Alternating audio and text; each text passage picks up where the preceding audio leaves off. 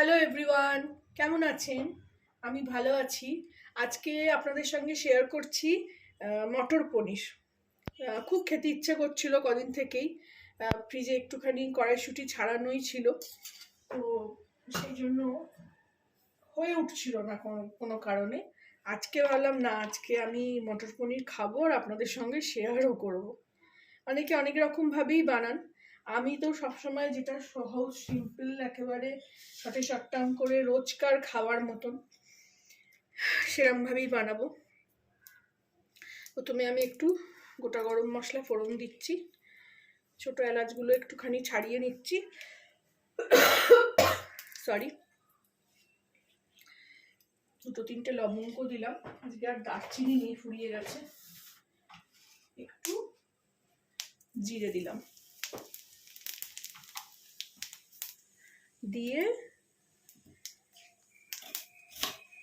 জিরেটা ফুটে উঠলে ক্র্যাকল করছে, এবার আমি একটু পেঁয়াজ দিয়ে দেবো। নিরামিষও করা যায়, আজকে আমি একটু পেঁয়াজ দিয়েই করছি। আপনারা চাইলে পেঁয়াজটা স্কিপ করে এরপরে যেটা ফোড়ন দিলাম তার মধ্যে আপনারা আলুটা ছেড়ে করতে, আমি একটু আলুও দেবো। বাড়ির রান্না, বেশি তেল ঘি মশলা কোনোটাই আমি ব্যবহার করি না। 1 চামচ তেল দিলাম আর 1 চামচ ঘিয়ের সঙ্গে রান্নাটা করব, আর পরে একটুখানি ঘি ওপর থেকে ছড়িয়ে দেবো। পেঁয়াজটা কেটে নিলাম, পেঁয়াজটা একটু ভালো করে ভেজে নেব।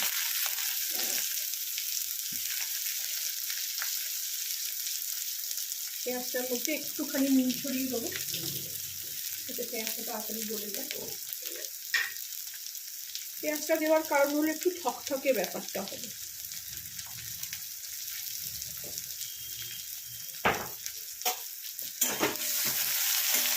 টমেটোও দেবো, রসুন দেবো না, ওই আদা দিয়েই করবো। রসুন জানিনি, আমি সব খাবারে রসুন পছন্দ করি না, মাংস ছাড়া। ভালো করে পেঁয়াজটা ভেজে নিয়ে আমি ফেরত আসছি। ফিরে আসলাম, পেঁয়াজ দেখুন ভালো করে ভেজে নিয়েছি। বেরেস্তার আগের স্টেজ, বেরেস্তাটা এত কম তেলে ভাজা যাবে না, বেরেস্তার আগের স্টেজ বেশ ভালো করে নরম হয়ে গেছে। এই জায়গায় আমি টমেটো, একটা ছোট টমেটো, দুটো কাঁচা লঙ্কা চিড়ে দিয়েছি, একটু আদা,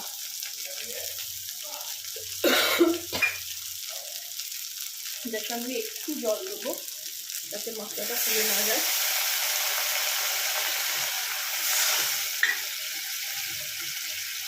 এর সঙ্গে ভাজা মশলাটা, ভাজা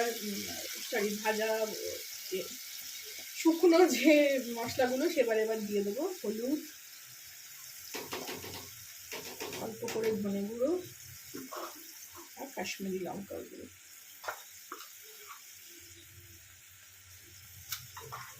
একটু স্বাদ মতো চিনি দেবো।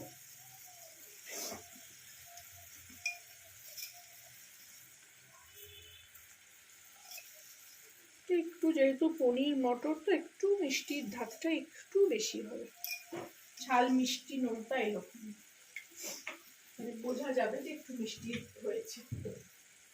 এবার আমি ভালো করে মশলাটাকে কষিয়ে নেব।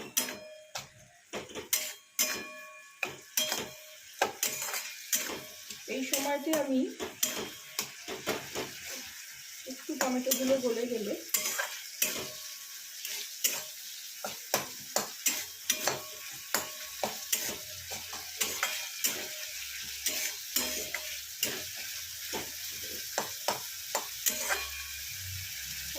একটু গলে গেলে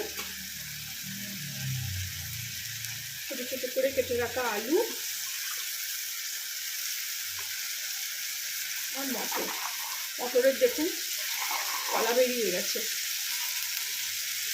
এরপরে তো আর মটর নেই, যা গরম করছে, খেতে গেলে এবার ফ্রোজেন মটর খেতে হবে। আমি অনেক সময় ফ্রোজেন মটরও কিনি, ভালো লাগে খেতে আমার। এই এইভাবে আমি পুরো মশলাটাকে ভালো করে কষিয়ে নেব। তার সঙ্গে আলু মটর সব সেদ্ধ হয়ে যাবে।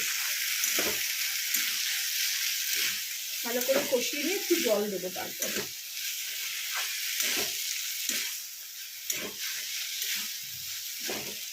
ভালো করে কষিয়ে নিয়ে আমি ফিরে আসছি।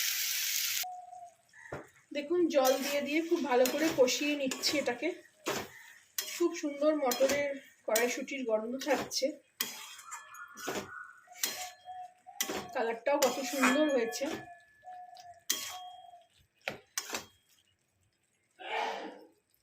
আলুটাও অর্ধেক সেদ্ধ হয়ে গেছে। এবার একটু আঁচটা জোর করে ভালো করে কষিয়ে অল্প একটু জল দিয়ে ঢেকে দেবো, যাতে আলুটার কড়াইশুঁটিটা সেদ্ধ হয়ে যায়।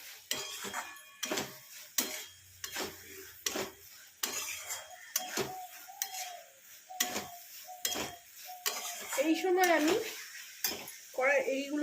পনিরগুলোও দিয়ে দেবো। পনিরগুলো আমি আমুলের পনির নিয়েছি, এরমভাবে কিউবে কেটে নিয়েছি চৌকো চৌকো করে। ভাজিনি, ভাজলে মানেই আবার তেল। কাঁচা পনির খেতে খুবই ভালো লাগে, আর এর মধ্যে তো নুন মশলা ঢুকবে, তো খুবই ভালো লাগবে। আমি সবসময় বলি আমার রান্না খুব শর্টে শর্টটা, অথচ খেতে সুন্দর। সেরমভাবেই সবসময় রান্না করি। শীতকালে তো বেশ আনন্দ করে রান্না করা যায়, গরমকালে এতক্ষণ রান্নাঘরে থাকা খুবই মুশকিল, খুবই কষ্টকর, আর আমি প্রচণ্ড ঘামি। এরমভাবে ভালো করে মিলিয়ে নিয়ে এবার একটু জল দেবো। ভালো করে মশলাটা কষানো হয়ে গেছে।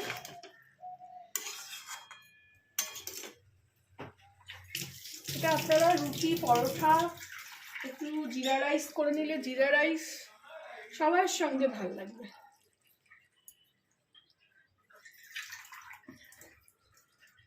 এই ছোট্ট টিফিন কৌটোটা এরকম একটু এই খুন্তিটা ধুয়ে জল দিলাম।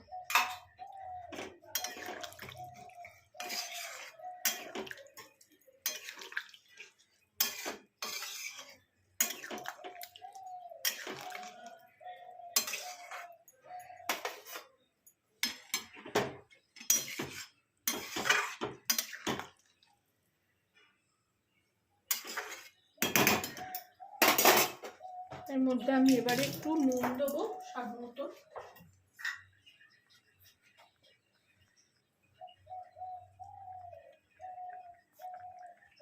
আর একটু পনিরের মধ্যেও নুন ঢুকবে।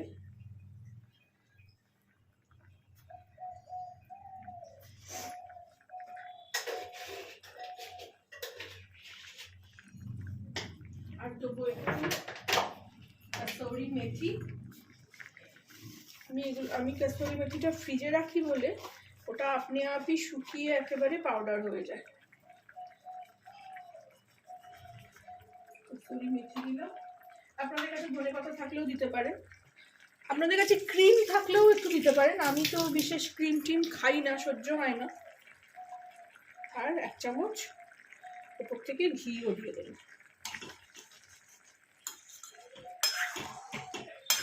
দিয়ে এটা মিলিয়ে দিলাম।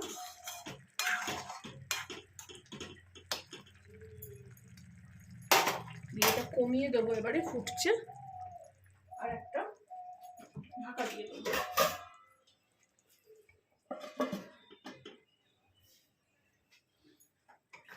ফিরে আসছি রেডি মটর পনির নিয়ে। ফিরে আসলাম, দেখি ঢাকা খুলি।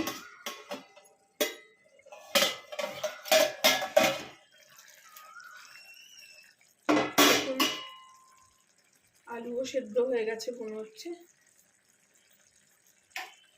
আলু সেদ্ধ, একটু কাই রাখবো, একটু টেনে নেবে আবার। আর কি সুন্দর রংটা হয়েছে, গন্ধটাও খুব ভালো চাচ্ছে। আপনারা চাইলে না একটুখানি এখানে গরম মশলাও দিতে পারেন। আমার গরম মশলাটা ছিল না বলে আজকে আমি দিতে পারলাম না। আপনারাও এরকমভাবে বানিয়ে খাবেন। ভালো লাগলে আমাকে জানাবেন। গ্যাস অফ করে দিলাম। আমার চ্যানেলটাকে একটা লাইক, শেয়ার আর সাবস্ক্রাইব করে নেবেন। দেখুন কি সুন্দর কালারটা হয়েছে। খুব ইজি প্রসেস, একটুও সময় লাগবে না। আপনারাও করে করে খাবেন, আমাকে জানাবেন। Thank you for watching.